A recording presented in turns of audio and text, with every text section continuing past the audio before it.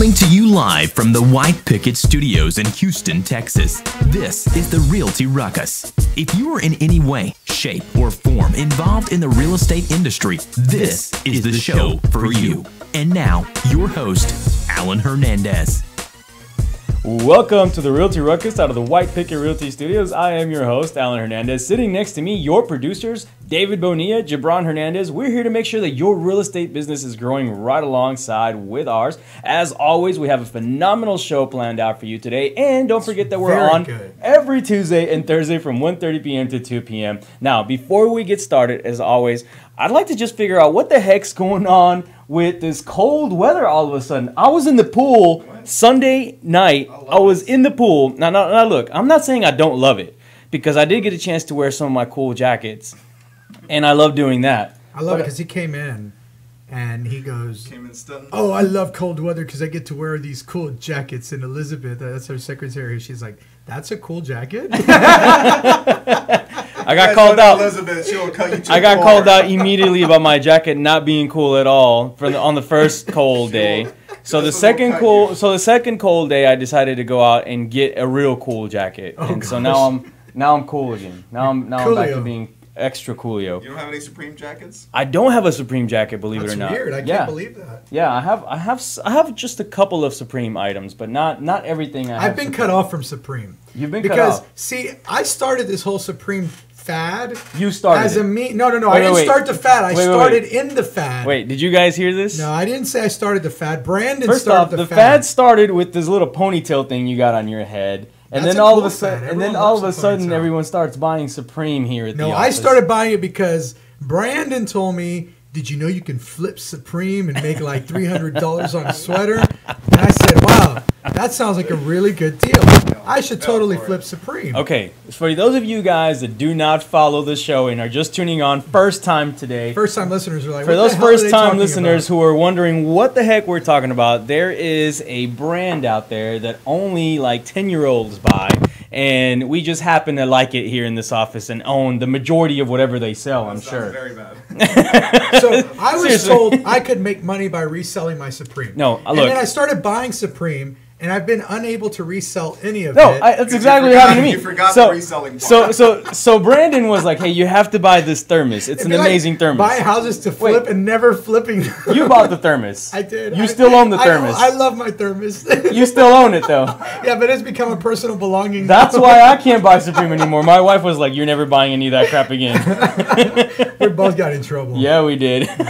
Speaking of Brandon. good flips, we're getting a chance to list one of ours here real soon, and I'm really excited because, you know, I get a lot of people that are coming up and saying, now the market's not real good, and why are you still buying houses, and why, you know, like I get questioned about that a lot, and I still see people doing really, really well, yet there's some impending doom coming, and that's what today's show is going to be about. Yeah. Like we're still, on a quick note, we still have something to be worried about, and if you're watching today, we really want to keep you guys updated on what's coming, what's about to happen, and how you can be prepared for it. Because if you're not, Manuel said he said it's the hot button issue. Yeah, Manuel, one of our agents, and it's true. All the networking events we go to, all the panels, everyone's kind of talking about. Everyone keeps asking me, when is the crash coming? Yeah. BB Damas, tell us, when is the crash coming? BB Damas keeps looking in his crystal ball, and he hasn't been able to give us an exact date. Well, he gave us a prediction a few episodes back.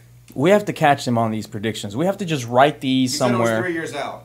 3 years out. I think it's much closer than that now. I said 3 before, and I think it's much closer. You think it's sped up a little bit? I think that it is speeding up. After looking at some of these charts and graphs, and we're going to be showing them to you here later today, I was actually startled. Yeah, I couldn't believe it where we're actually at in the cycle, and so we're going to talk about that later in the show. When you go back to that previous episode, I predicted a little bit shorter timeline. So yeah, you did actually. You did predict a shorter timeline. You know, I got to tell you guys. So when I went to my broker retreat this year, so I do this thing called broker retreat, and it's the top of the top brokers in the United States, and somehow I don't even know how I got invited to this thing, right? And it was really, really cool because this year about half of what we talked about was what are you doing to stay alive during this next crash that we're going to be going through.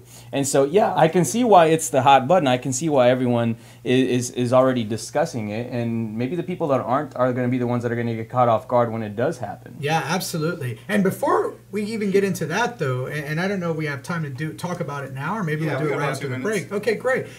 We have a response from Open Door back. Oh, yeah. I wanted to tell everybody about that. Yeah, absolutely. Because we were talked a lot about Open Door. We talked a lot about iBuyers and how the heck can these companies even make money. And so I've got it pulled up. I'll wait for you to pull it up. I think you got it too. Let me just tell everybody, because we have some new viewers today. So if you didn't catch last week's episode, or not, sorry, Tuesday's episode, we talked a little bit about how now we're getting offers on our listings from this new company called Open Door. They've been around in several other states, but now they've just come to Texas, just come to Dallas, and now they're actually in Houston now, and they're submitting offers, these cash offers, to listed properties. So one of the things that we were made aware of is that they're not going to cut us out of this whole picture. They are respecting the fact that we have these properties listed, which is a plus. That's not something I expected, because they do have a lot of complaints in different states about that. So maybe they've learned their lesson. And so I followed up and I got them to send me an offer on one of my listings. Which, first of all, they send a letter out that says,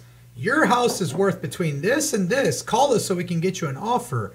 And that's actually what prompted you to say, well, fine, send me the offer. Well, they sent it to the owner. Oh, okay, to the owner. They sent it to the owner of the house, which that kind of bugged me, right? Because I felt like they were trying to cut me out and go around me. No big deal. The owner sends it to me, and they say, hey, can you look into this? So we went ahead, went on their website. We said, hey, we got this letter. Send us your offer. And then they sent us back an email saying, hey, actually, our numbers make no sense at all, so we can't make you an offer at all. Yeah.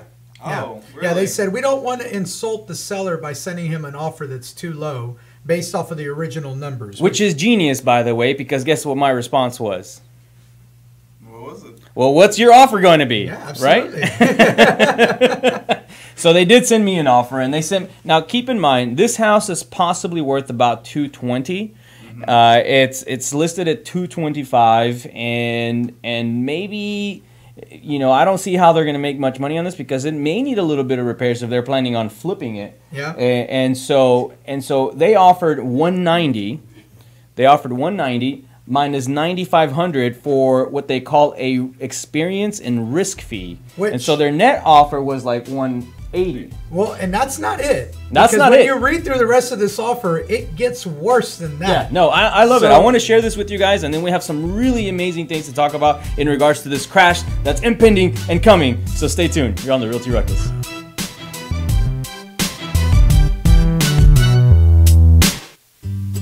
Hey Houston, this is Alan Hernandez, and I want to remind you guys to visit our friends over at Quest IRA to learn everything there is to learn about investing with your IRA. Now, if you haven't been over there recently, you have to check them out. They have free educational classes, networking opportunities, the ability to tap into $1 billion for your real estate investing deals. These are the guys to know when it comes to learning about this kind of stuff. You want to make sure you visit them and check them out over at www.questira.com. Again, that's questira.com. Stop searching and start staying in the know with our Houston Real Estate Events page on Facebook. Follow us by searching at Houston Real Estate Events to stay up to date on the latest events for real estate in the Houston area. If you are interested in having your event on our page, please email me at david@whitepicketrealty.com. Again, that's david@whitepicketrealty.com. Non-paid events only. One more time, find us on Facebook at Houston Real Estate Events, and we'll see y'all at the next one. Hey guys, Alan here. Are you a home investor in need of house plans and permit expediting services? If so, Houston Plans and Permits is your local one-stop shop. They have over 15 years of professional design experience and have a strong team of knowledgeable permitting expediters to service all of your projects. Please contact them by calling them at 281-372-1555. Again, 281-372-1555, or visit them at their website, plansandpermits.com. Again, that's www.plansandpermits.com. Hey Houston real estate agents, this is Alan Hernandez, broker at White Picket Realty. I want to let you know that when you're ready to stop working your real estate career and start building a real estate business, Team WPR is a place to be. Not only do we offer real results, real support, and real branding, but furthermore, 80 to 100% commissions of your hard-earned money going back to you. So make sure you reach out to us. Join at teamwpr.com. Again, that's join, Join, at teamwpr.com.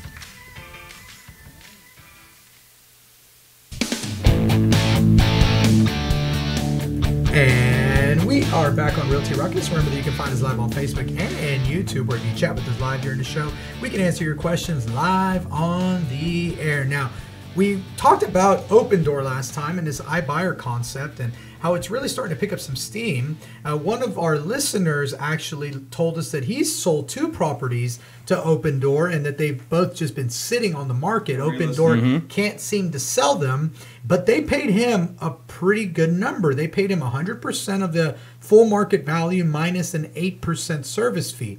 So we recently got an offer on one of the listings that we've got for a client. This is a private client. This is his offer.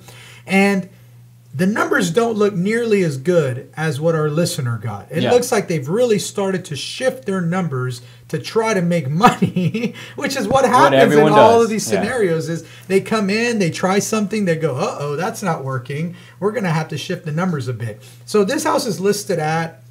So this one's listed at $225. Okay, so it's listed at $225. Their offer came in at $190. Yep. But out of that $190, they tack on this fee that they call experience and risk fee. I don't even know what that Covers means. liability for providing a cash offer. Which I don't know what that actually means. Covers liability for providing a cash. So is it? They're selling it's illegal more like a insurance. It convenience sounds fee. like. Yeah, but it's really the way it's written on here. Yeah. That it costs and liability. That sounds like insurance. So they can actually be in some liability there for selling insurance or having some type of insurance product. That's beside the point.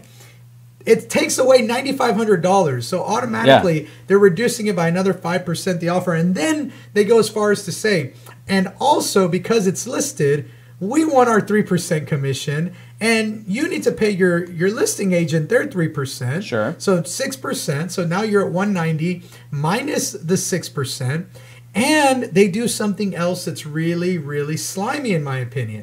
They say, we're going to send in an inspector just like any other buyer would. And everything that the inspector says needs to be done, we're going to submit to you. Now, you can either do it or you can just have us pull that money out at the end of closing so that you don't have to do the repairs.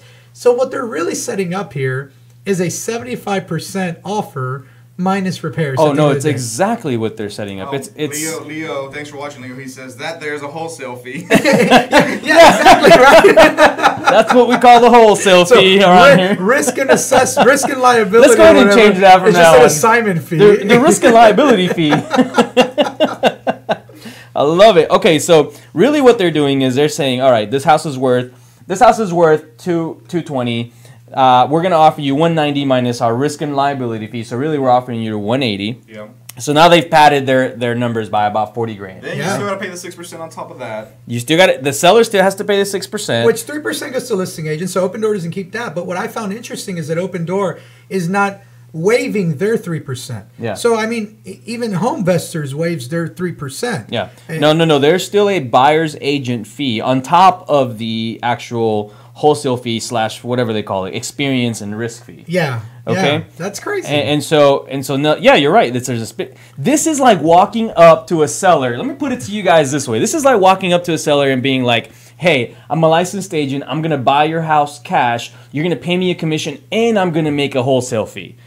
I mean, imagine that's basically what they're doing. It's just in fancier words. Exactly. All they did was repackage what people are already doing, and they're just breaking the numbers. I don't know any licensed quote unquote wholesaler that makes a commission and a wholesale fee. Yeah, because we honestly thought that they must be buying at super slim margins, but the fact is they're actually trying to buy the same margins other investors are. This is the exact same margins if you think about it. And these numbers are very different from what Joel, who's another listener that posted last time, posted. He posted that he got 100% market value minus 8%. Now, there was probably no commission because I'm guessing it wasn't listed, so maybe that goes away.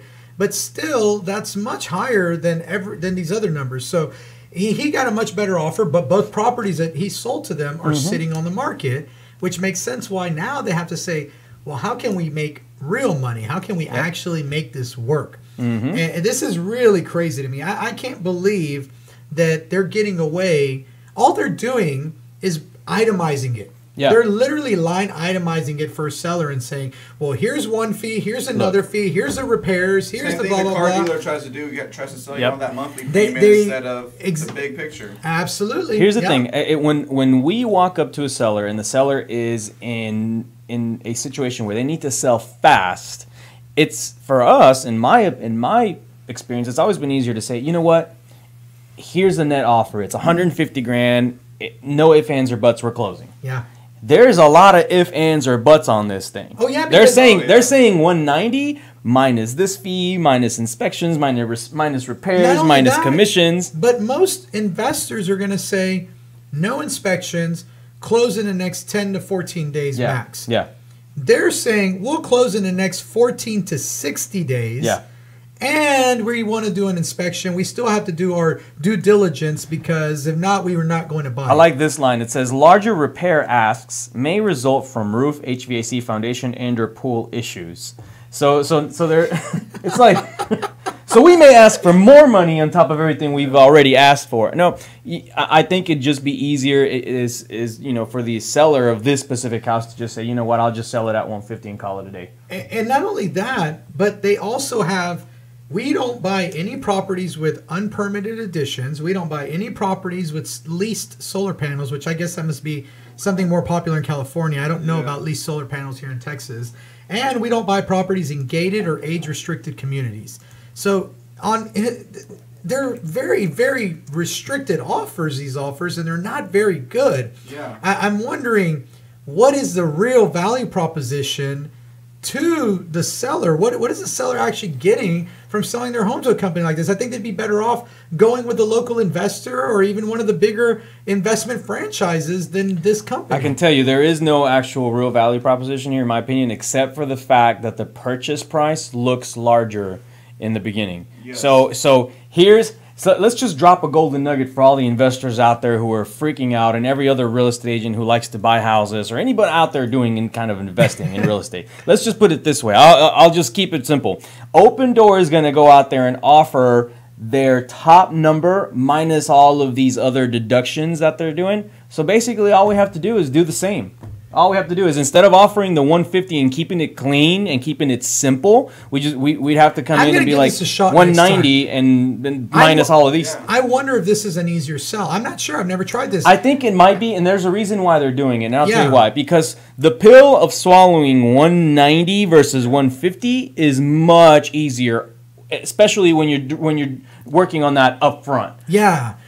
Next time I go submit an offer to a seller, I'm going to do it this way. I'm going to say, well, look, I know that you want, I don't know, 200 for the property. I'm willing to offer you 190.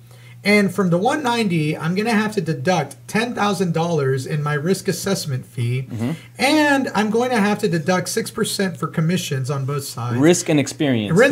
Because I'm experienced and I deserve to get paid for my experience. Yeah. And then I'm going to say, and I'm going to have somebody come out here and put an estimate together. And for all the repairs and whatever repairs it needs, we're going to deduct all of that too from the sales price. Yeah. Does that sound good to you? Yeah.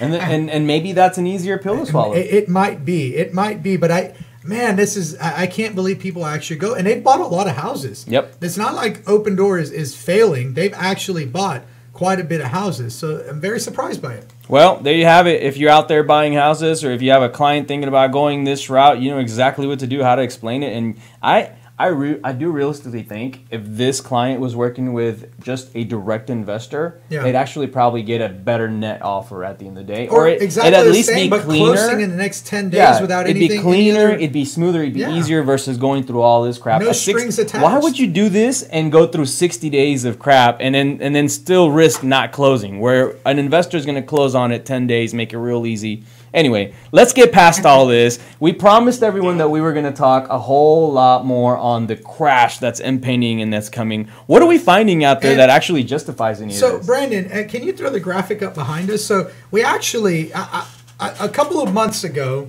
we talked about interest rates are going to rise, and we made all these predictions, and they're all coming true. But this is what actually terrified me. When I saw this graph, I said, oh my gosh, I predicted 4 years out. David said maybe 3 years, but none of us predicted that anything big would happen in the next 2 years. We all saw a clear path forward for the next 2 years. And then I saw this graph, and the person who put these charts together is one of the economic advisors who actually said the 2008 bubble was coming. He predicted the 2008 bubble, and then boom, it happened. And so that's this thing over here, yeah, right? right behind us, there's this graph. And if you look at it, there's 3 big bumps on that graph, and there's a red line underneath it. Okay. The red line at the bottom is U.S. economic growth. Okay. Right? That shows you how U.S. economy is trending. Okay. Now, here's what's really important when you're looking at that graph. All of those little jumps, those are bubbles. Yeah. The first one's a dot-com bubble. The second one's a housing bubble. And that last one is what they're calling the everything bubble. That's the bubble that we're like a scary currently bubble. in. Yeah, it is scary, and we're going to break it down in a second why they call it the everything bubble. But basically, what this guy is saying is, look, every time that economic growth has been outmatched by actual wealth, household wealth, there's been a bubble, and there's always been a crash that brings it back down towards the same level of that economic growth. Right. Happened in the dot-com bubble, happened in the housing bubble, and if you look at that everything bubble, it is ridiculous right now. We are so off the charts from our actual economic growth. Household wealth is getting enormous, and it has to do with the fact that interest rates have been really low. So affordability across the board has also been really high. Yeah. You've been able to get a lot for your money. Cash is really cheap. Cash is cheap, and people have more expendable income. So what do they do with that expendable income? Well, they invested in cryptocurrency. They invested in the stock market. They invested in assets. And as more assets, people can buy more of them, those assets all increase in value. So we're all looking around going, man, everyone in the U.S. is doing great right now. Everyone's making money. Everyone is making money in the stock market. You can't go wrong. You can buy pretty much any freaking stock. It's going to go up. You can buy any cryptocurrency. At one point, it was going to go up. That one crashed already. But this other bubble is really scary because 2 things go along with it. One, debt. So American debt, credit card debt, is the highest that it's ever been. And 2, student debt is the highest that it's ever been. Yeah. And as the Fed starts to raise these interest rates, affordability starts to go down, which means that people are willing to pay less for things. Right. Now, that same house that a year ago I might have paid $300 for, I may only be willing to pay $250 for it because the interest rates are so high that $250 is the same monthly payment. Right. And as any car dealership knows, people don't look at the long-term picture. People look at what can I afford on a monthly basis. Right. So then what happens is people go, well, I better liquidate some of my assets that I've been buying over the last few years. And when we get back from the break, we got to jump to a quick commercial break. But when we get back, we're going to finish breaking this down, and we're going to give you the one major piece of advice that you need to know that you want to follow as you walk into this crash. There you go. Stay tuned for that. You're on the Realty Ruckus. We'll be right back.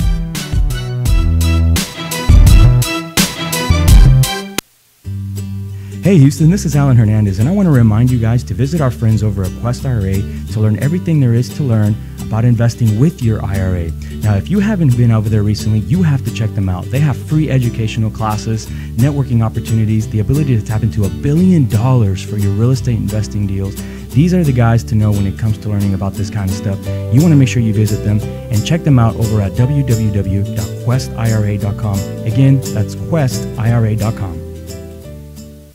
Stop searching and start staying in the know with our Houston Real Estate Events page on Facebook. Follow us by searching at Houston Real Estate Events to stay up to date on the latest events for real estate in the Houston area. If you are interested in having your event on our page, please email me at david@whitepicketrealty.com. Again, that's david@whitepicketrealty.com.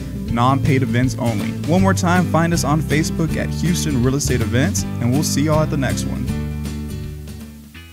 Hey guys, Alan here. Are you a home investor in need of house plans and permit expediting services? If so, Houston Plans and Permits is your local one-stop shop.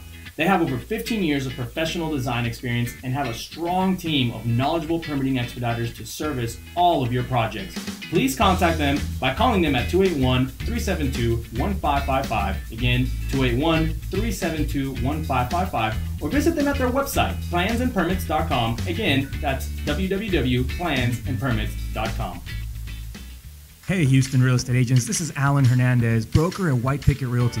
I want to let you know that when you're ready to stop working your real estate career and start building a real estate business, Team WPR is a place to be. Not only do we offer real results, real support, and real branding, but furthermore, 80 to 100% commissions of your hard-earned money going back to you. So make sure you reach out to us. Join at teamwpr.com. Again, that's join, Join, at teamwpr.com.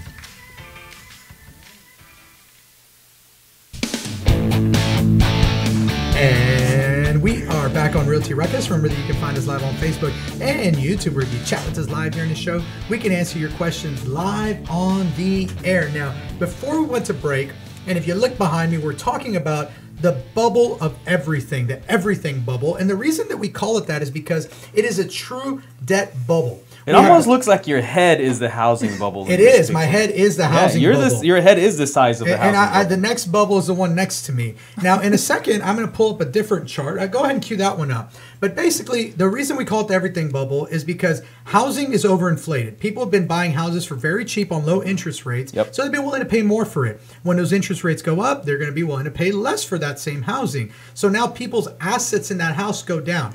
When those people sell, they need to make a down payment on something. So what happens? You sell off your stocks, you sell off your bonds. But what does that do is it drives the price of those stocks down as well. Mm-hmm. So now companies start to lose money. What do companies do when they start to lose money? They start to lay off employees. They start letting people go. They have to shift the way that they're running the market. Yep. And then what starts to happen? You start to have people out there who can't afford to pay off those debts, those high automobile debts. Everyone I know drives a damn brand new car right now. That's true. Why? Because interest rates on cars are 2%. Yeah. It's one of the highest risk assets that it's not an asset, it's a liability. Yeah. Yet And you you're can only get paying a 2%. 2% interest rate on it, and everyone has a brand new car. Yeah. What happens when people can't afford that? They can't afford their house payment anymore.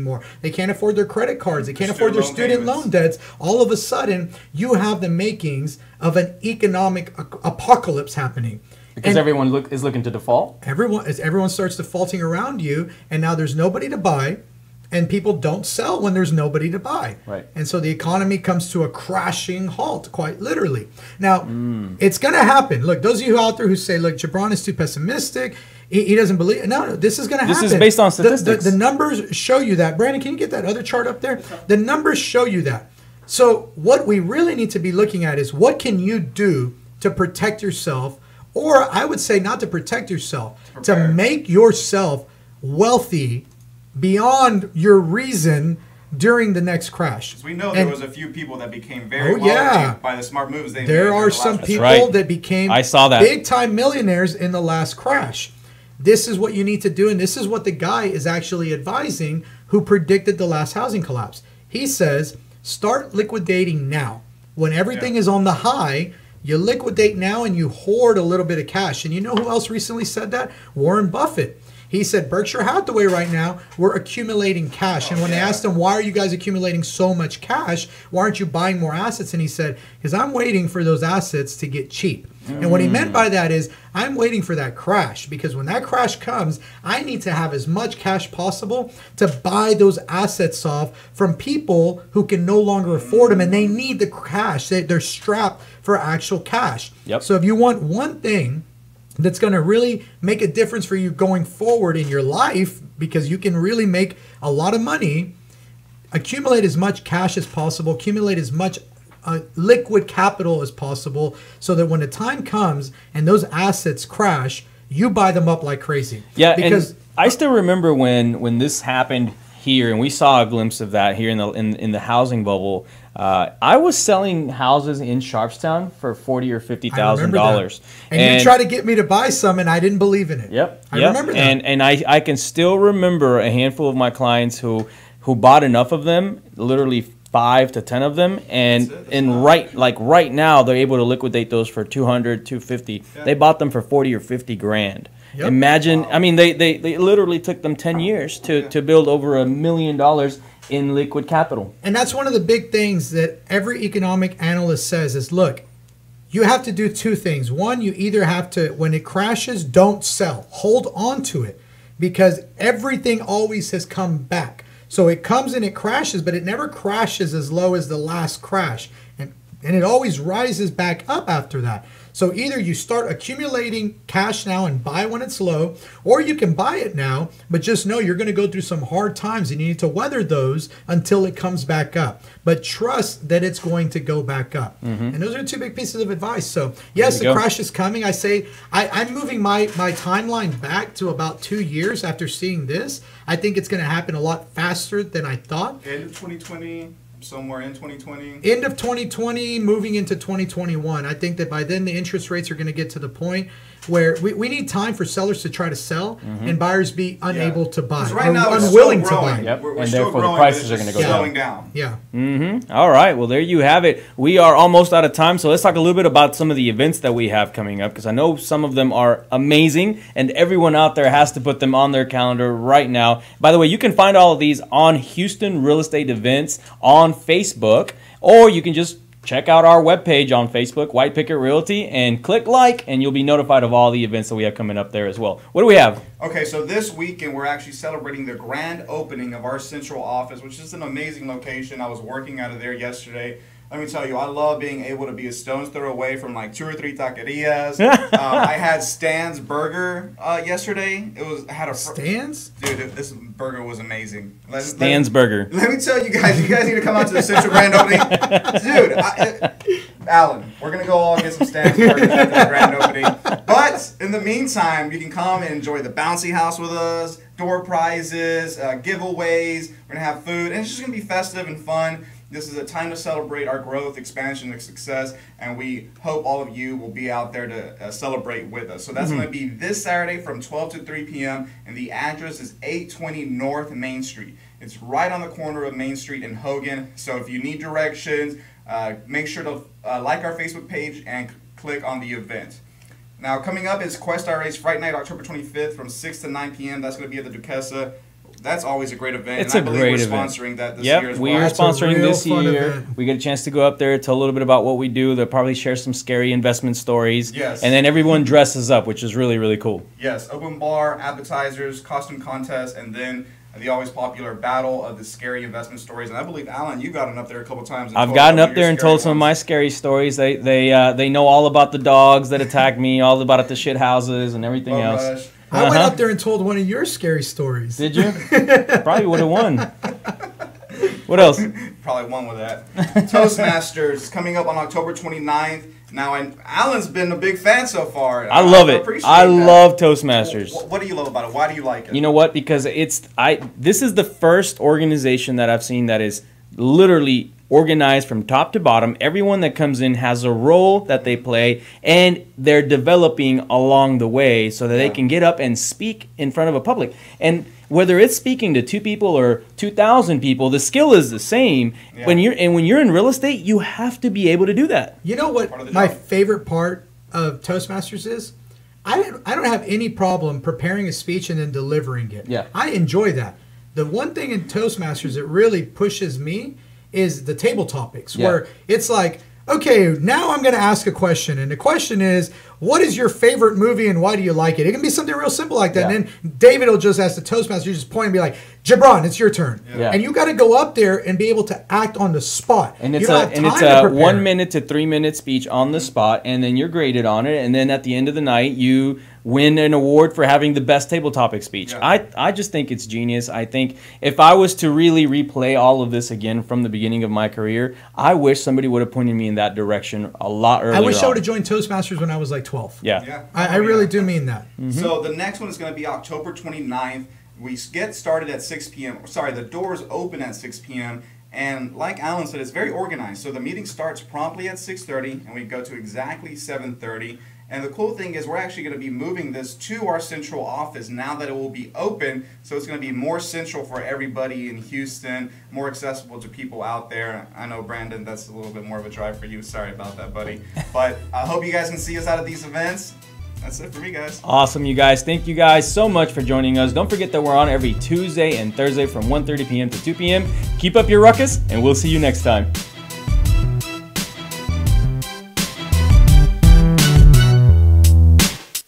This has been the Realty Ruckus. Make sure and join us every Tuesday and Friday for new episodes. Find us on YouTube and Facebook for replays of previous episodes. And as always, keep elevating yourself and keep up your ruckus. Thanks for listening.